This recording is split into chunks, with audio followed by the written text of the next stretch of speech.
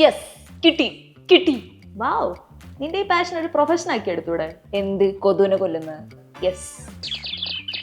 കൊതുകിനെ പിടിക്കുന്നതിന് പ്രതിഫലം നൽകാൻ തുടങ്ങിയിരിക്കുകയാണ് ഫിലിപ്പീൻസിലെ ഒരു ഗ്രാമം. കൊതുകിനെ ജീവനോടെയോ അല്ലാതെയോ ലാർവയായോ ഒക്കെ പിടികൂടി ഇവിടെ ഏൽപ്പിച്ചാൽ മതി, പ്രതിഫലം റെഡി. എന്താലേ.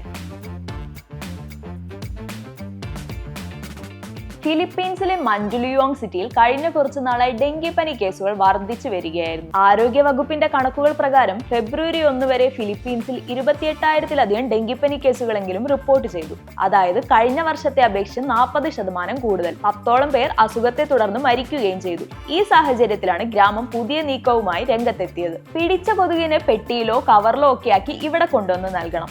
5 കൊതുകിന് 1 പെസോ വെച്ചാണ് പ്രതിഫലം നൽകുക.